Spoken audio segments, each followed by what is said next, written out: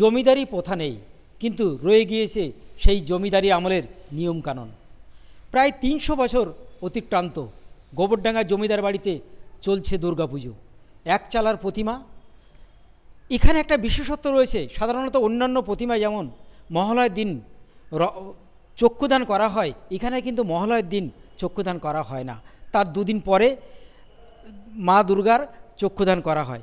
পাশাপাশি একটা সময় এখানে যে 5 দিনব্যাপী যাত্রা, নাটক সহ বিভিন্ন ধরনের যে সাংস্কৃতিক অনুষ্ঠান হতো, সেগুলো এখন আর হয় না।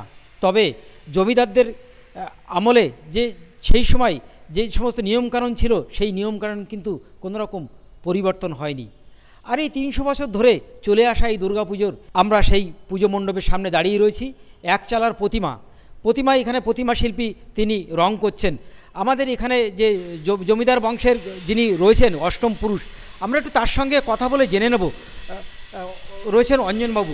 অঞ্জনবাবু, এই যে দেখলাম এটা নতুনত্ব রয়েছে আর কি, মানে যে প্রতিমার যে মহালয়ার দিনে চক্ষুদান করা হয়, এখানে কিন্তু না না না আমাদের মহালয়ার দিনকে খড়ি মাটি করা হয়, খড়ি দেওয়া হয় মহালয়ার দিনকে। আর আমাদের প্রতিবারে পুজো আরম্ভ হয়ে যায় ঘটস্থাপন। আমাদের পাশে প্রসন্নময়ী মা দক্ষিণা কালীর যে মন্দির আছে আমাদের গৃহদেবতার, তো গৃহদেবীর মন্দির, ওইখানে আমাদের ঘটস্থাপন হয়ে পুজো আরম্ভ হয়ে গেছে প্রতিবাদে।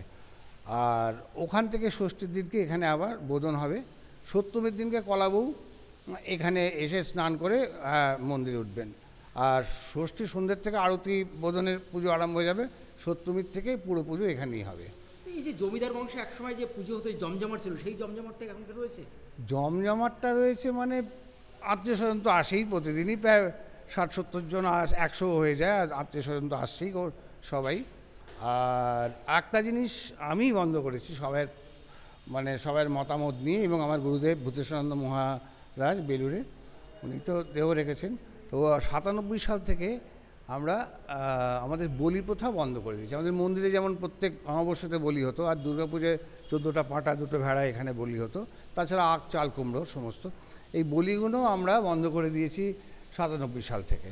মানে আমার মাও পছন্দ করতেন না, কিন্তু পারিবারিক নিয়ম হিসেবে চলে যাচ্ছিল। আমার ছেলেরাও পছন্দ করতো না, কেউ সাহসও করতো না তোলার জন্যে, কাকারাও নয়। তো আমি গুরুদেবের কাছে জিজ্ঞেস করে অনুমতি নিয়ে বলবে হ্যাঁ তুলে দাও, তার বদলে মধু আর চিনি দিয়ে বলির পুজো দেওয়া হয়, সেটা চলছে এই অবধি। আর আমাদের তো আমাদের 1710 সাল থেকে দুর্গা পুজো হচ্ছে, তার মানে এবার 314 বছর চলছে আর কি পুজো। এই আর কি জানতে চান?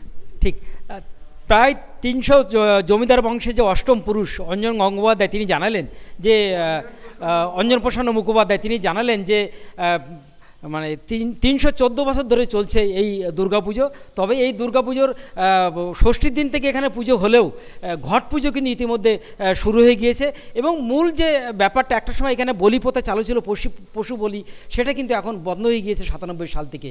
তো স্বাভাবিকভাবে যে একটা সময় যে জমিদারির আমলে যে আড়ংবাট ছিল, সেই আড়ংবাটটা কিন্তু এখন আজ আর নেই।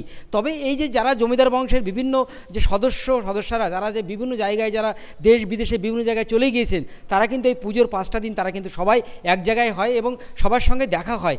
এইটা কিন্তু একটা বড় পাওনা বলছেন এই বর্তমান প্রজন্মের বংশধরা, তারা বলছেন।